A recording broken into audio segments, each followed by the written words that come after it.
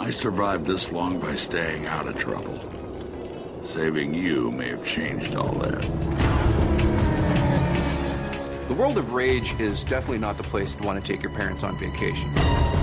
It is a harsh, dry, unforgiving wasteland where death awaits you behind every corner.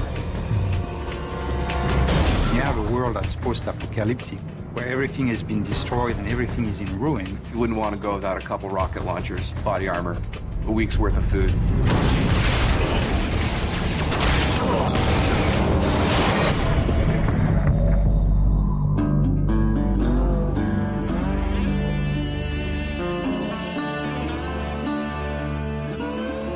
So the first character that you meet in Rage is named Dan Hagar.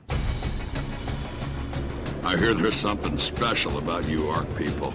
He is this fatherly character that is trying to keep his settlement safe. We knew we needed a great voice talent, and the only way to find that is look for great actors. In the initial images I saw of Dan Hagar, he had glasses, the shorts, the fishing vest, and I go, that totally reminds me of Walter Sobchak from The Big Lebowski. And I go, Tim, we need to get John Goodman. Welcome to the future. You can imagine if there was an actor from Hollywood that could survive an asteroid destroying the Earth, he would be on that list. Get to town. It'll be safer there. You can feel his fatherly ways. You can feel that he's got this tough interior. It really was a great combination. Sound really is half of your experience. The first half is being taken in with your eyes. The second half is being taken in with your ears. You should be able to look at something in the world, hear the sound that's coming from that, and think in your mind's ear, yes, this makes sense. This fits in the world.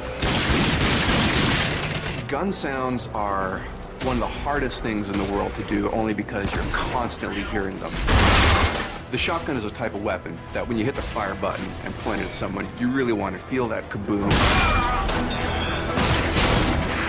Get the sound mixed between the high-end elements to pique the interest and the low-end elements, the kick to the gut, to make you feel like you're in a living, breathing, cinematic experience. Rage is stylized realism. Visually, there was the idea of the scale that was really important.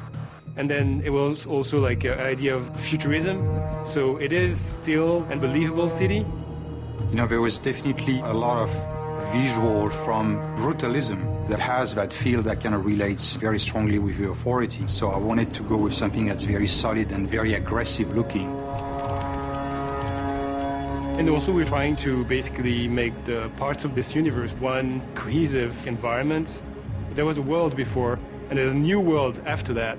And you have to think of like the layers between the two eras, basically. When I started this technology, I had some image in my mind of what it could do, but when the artists get a hold of this and they start working their magic on it, they produce things that, when I look at some of the scenes in Rage, I'm just, wow, that looks better than I would have thought this game could look. The technology right now allows us to paint on any surfaces at a pixel level.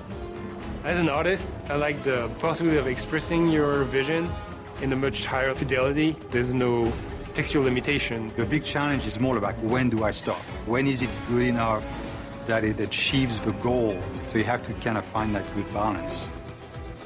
I want the player to feel like he lived through an experience that is bigger than just the game itself. Everyone who's seen the game so far has had the same reaction. It's like a visual shock.